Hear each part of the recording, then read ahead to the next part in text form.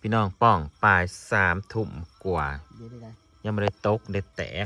3 ทุ่มสิครึ่งแล้วเนาะ แม่นบ่แม่ 3 ทุ่ม15เลย นี่แม่ทอยออกไปฮะมันเกิดเรื่องอะไรพี่น้องเอ้ยอยู่ฮะแล้ว มันเกิดเรื่องอะไรตอนนี้นะขอบกันบ่ตกลงกันบ่ได้ บ่เข้ากันบ่ ตกลงบ่ข่าวบ่บางล่างนะยังอยู่แบบสมองมันกราบขึ้นมาแบบเก่าฮะดิมันบอกว่ามันยังอยู่กับทิวอยู่กับโตโน่อยู่เฮ็ดเวียกบัดนี้แม่ซ้อนหลับบ่ได้บัดนี้อยู่ซื่อๆแล้วบ่ได้เป็นหยังกันเลยอีเมลซ้อนเลยหลับบ่ได้ขอบ่ได้เป็นหยังกันสิอยู่เฮ็ดหยังอยู่ไหมเฮ็ดเวียกวนหนาพันผ้าคมๆกันนะเราไปแล้วที่เขาบอกมาไหลเนี่ยนี่ว่าตามมันไรเฮานะเฮาเลยตัดสินแบบมันนะเพราะว่าง่ายๆเด้มันเบิดจ่ายอีกแล้วแม่จ่ายมันเบิดหักเจ้าอีกแล้วรอบหนึ่งรอบที่เท่าใดบ่ฮู้ตอนนี้จักรอบที่เท่าใดแล้วบ่ฮู้จื้อบ่ได้เพราะว่ามันหลายรอบ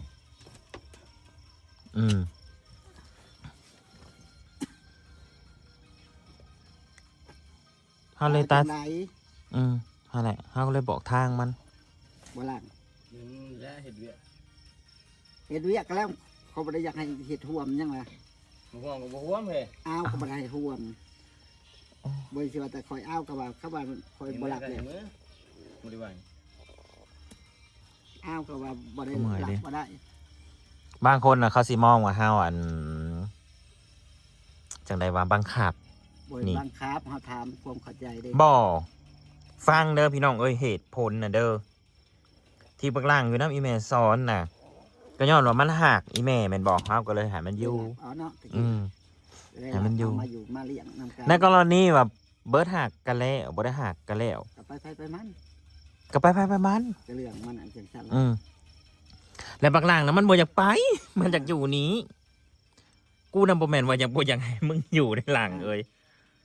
มึงเข้าใจกูอยู่นี่เข้าใจแต่ด้วยความที่อีแม่ซ้อนเราอยู่นี่แล้วเราบ่อยากให้มึงอยู่เราบ่อยากเห็นหน้ามึงหาเดเราบ่อยากเห็นกันอันแล้วบ่อยากเห็นกันแล้วถ้าเห็นมันก็เจ็บหันดีเข้าใจบ่ก็บ่ได้อยู่นำกันแล้วต้องอยู่นำกันต้องบ่ป้าบ่ห่างกันในหนึ่งได้เนาะป้าห่างก็ไผสิอยากเห็นมันก็ซ้ำไม่ทางตาเขาจังว่าว้ายพอเล็กซี่พลทางตาเขาป้าห่างกันได้ย้อนอยู่ดีนำกันมันก็บ่เป็นหยังแต่ว่าข้าวโพดนั่นที่มีอยู่ในสวนนั่นเดี๋ยวบัดแล้วกูสิแบ่งให้ดอกบัดขายนะ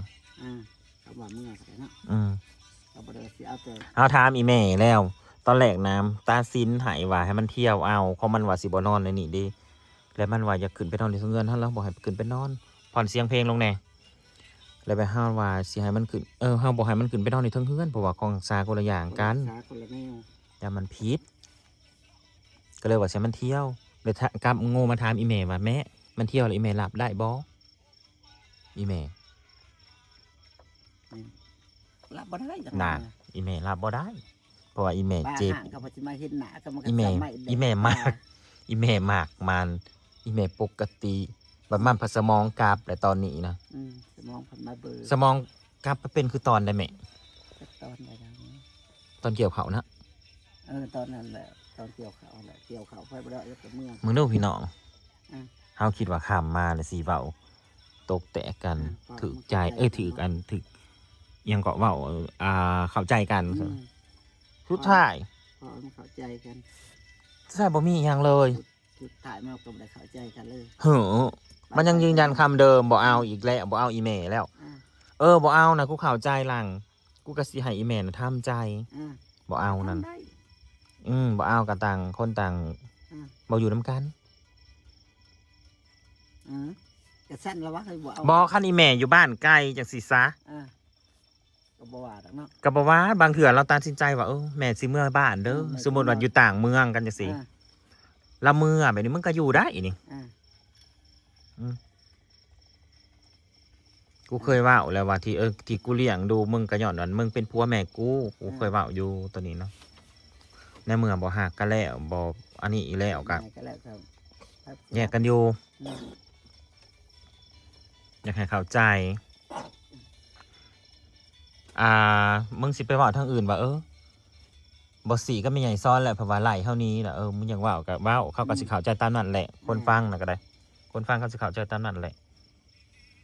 แต่ว่าเหตุผลของเฮาน่ะคืออีแม่เราอยู่ในนี่ประจำเราอยู่ในนี่ปกติ แต่ได้มานะมาอยู่ แล้วเราหลับบ่ได้แล้วมันสิคาดกัน อ่า มันสิคาดกันแล้วซุมเฮาก็สิบ่ม่วนแบบนี้นะพี่น้องเอ้ยอยู่กันมันก็สิบ่ม่วนแหล้ว อ่า อีแม่เพนหนาโศกหนาสาวมันผัดยิ้มหัวอยู่กับหมู่ผัดม่วน อ่า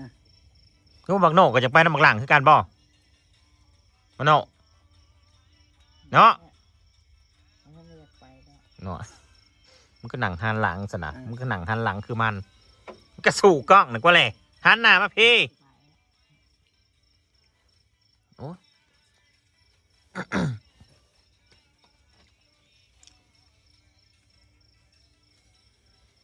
อ้าวแม่กูบาทนี่มาอกหักสัมเถา หักกระยำกว่าหักทำใหม่ ร้ายเถื่อเลยกับผู้เดียวนี่ อ่า ทำอ้าวแหละ คนนี้จะทำได้อยู่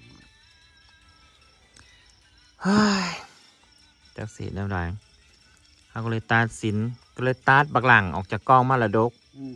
จะเข้าเหตุถึกหรือเหตุพิษก็แล้วแต่ใครสิคอมเมนต์ด่าหรือว่าผู้ใดสิด่าเฮาในใจหรือว่าด่าเฮาออกเสียงก็แล้วแต่แล้วตัวนี้นะ ตัดก็ผู้มาใหม่แม่ยังมาอยู่ไปเปลี่ยนซาน แม่บ่ยอมแล้วบ่พ่อว่า แม่ นาน แม่มาอยู่ไร่ผ่าหลายปี อืม กะทิตัดเอาแม่ออกมันก็บอกเป็นตาแม่มาอยู่ ก็เอาผู้คัดอาสามาเขามาถามกับ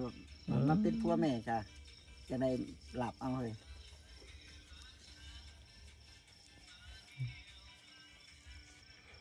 มันเกิดเรื่องแล้วพี่น้อง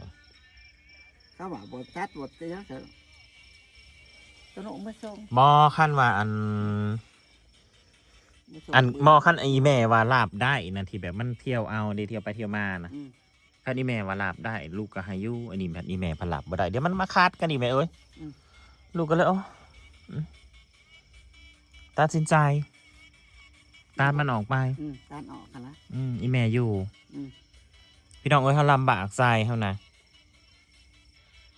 เขาลำบากใจ แต่เขาต้องท แม่นลำบากกับทับนะ ำเอาลำบากใจได้แต่อยู่นำกัน2 คนดี ให้เฮาเลือกบัดนี้เฮาสตาร์ทไพ่ออกไปนะคันสตาร์ทอีแม่ออกไปพอดีได้เป็นกระเทยเถาง่วงที่อยู่ผู้เดียว แม่ บักตาร์ทบางหลังออกไปมันยังมีหมู่อยู่ได้มันไป มันบริสุทธิ์ได้เสาได้มันมีหมู่ มีหมูหาอยู่หา มันมีหมู่มีพวก อ่า วัยรุ่น FC หลายคนก็บอกให้ตัดใจซะไม่ใหญ่ซ้อน แต่ละอีพีแต่ละคนก็ทำใจนั่นแหละ ผู้วางเขานี่ก็สู่ได้ยังไงซ้อน อ้าว โดยอ่ะ เมื่อยนะแม่ได้ไหมเอ้ย เมื่อยนะแม่เด้ สู่ได้บ่ยังไงซ้อนผู้ยิ่ง แม่ โดย แม่บ่ไหว้แม่ก็ต้องไหว้แบบนี้เนาะ ไหว แม่บ่สู้แม่ก็ต้องสู้ สู่ได้ค่ะ สู้บ่ได้ก็ต้องสู้ เ เขาบ่เลือกซะแล้ว แม่น บ่ล่างหันหน้ามาตอบ มึงเศร้าหักอีแม่แล้วเป็นบ่ ชัดเจนแม่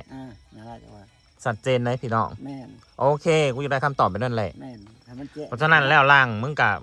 มาอยู่ตามทางของมึง อ่า เดี๋ยวเงินคายกับโพดเดี๋ยวกูสิแบ่งให้เด้อเดี๋ยวกูสิเอิญมาเอาดอกบันไดคายนั่น บ่ให้ไป ตามนั่น แม่นบ่ให้ไปมาส่งให้แล้วเนาะ สิใหายมึงมาเอาใส่มาเอาเอง จะคลายขาดเบิดชวนแล้วก็ ให้ออกมาเอา แล้วก็ก่อนสิจบคลิปนี่นะ กูสิบอกไก่มึงกลับไปขีดอีกสกอน บอกคิดนะ อืม บอกเอาแล้ว คิดยังไงดิ บอกเอาบอความหมายนะกูจะให้มึงนะกลับไปขีดเบิงสกอนว่ายันเถื่อว่าขีดหอดอีเมซอนฮันเด้บอกขีดบอกเอาแล้ว โอเคชัดเจน อ่า ตามนั่นแหละบ่คิดกับบ่คิดก็ต่างคนต่างอยู่ซะ อยู่ไผอยู่มัน อืมอีแม่เสียใจอยู่แม่ แต่ว่าเสียก็เสียอยู่ฮะ นักเติบ นักเตะ แต่ฟื้นยิ้ม อืม อืม ปัจแจหังนักทั้งปากทั้งยิ้ม อืม ว่า นักเติบ ว่านักใช่ไหม เราเข้าใจอยู่ ความดูแล อืม อันอยากได้อยากเดินเสียนกับพาไปจนตำรวจจักรรถ สิบ่เอาลายแล้วได้บัดล่าง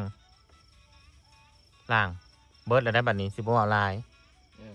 ใส่เสื้อผ้านะ เนี่ย ไปให้จิโน่เมื่อส่งบ่ให้ย่างเมื่อดอกจิโน่เมื่อส่ง มาส่งก็ต้องเก็บไว้เก็บกัน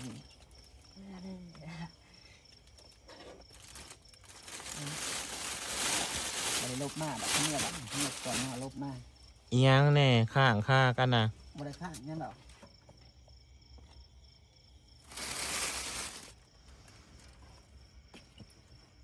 แม่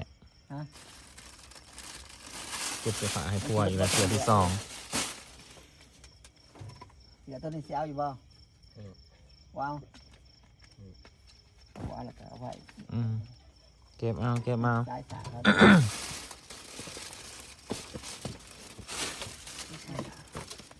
เนาะเป็นเลย เอาผมเอาแล้วมาส่งเจ้า เอาไปโหลดมันใส่แล้ว เนาะเธอจะลง อืม อะไรแค่คนไป จุก ให้ ๆ ตัว ดิ หอมหนักนะ กูจุกแทนแม่ อ่ะแค่ตัวนี้คอยเอาลงมาแบบที่อาบน้ำใส่ลงมา แพ้ตัวใดสารในห้องน้ำนะของไพ่สัก ของแม่เนี่ยแม่เอาหายไปไหนเก็บมาเสียเธอได้แล้ว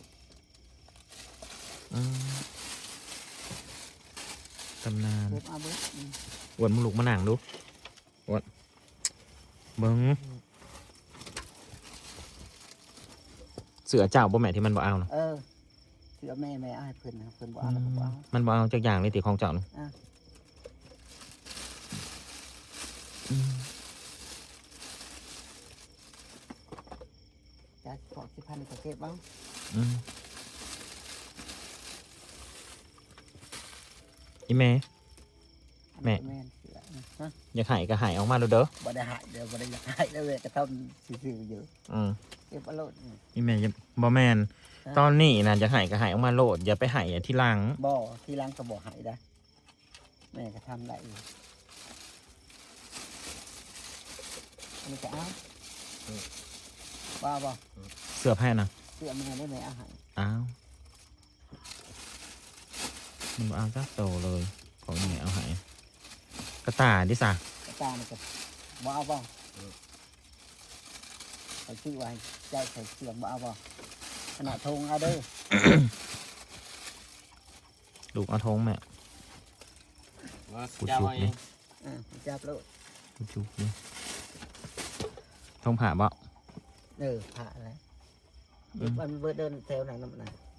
เอ้าเก่งในไผ มา บัด ถึ นี้ งน่าจะเกงในเจ้า เอ้า บ่เอาบ่ไปถึงชนิด มีช้อนกับมือหนุ่มต่อ บ่แล้วส่งน้อยมีไงช้อนสิบ่เป็นแพ็ค เหยียบหน้ามันสิเด้อ อันนี้ก็ตัวนี้บ่เอาเบามันก็เลยยังบ่ทันพอหนุ่มเลยแค่นี้ แห่งกระเรื่องใหญ่บาทนี่เอาจริงบาทนี่อืม เบิดระบอดนั่นนี่คืออย่างนะน่ะยังแซวตายหนึ่ง หมวกพระสันนะแม่ หมวกบ่เอาบ่หมวกนี่ก็เอามือไว้ถือไปไปดิ จบกันหรอวะขาดกัน ขายกันแล้วไงตือเปะเอาเด้อตือเปะฮะเนี่ยแซวนี่ ใส่เอาไปสื่อ แซวเป็นชื่อเองเป็นปักช่องเด้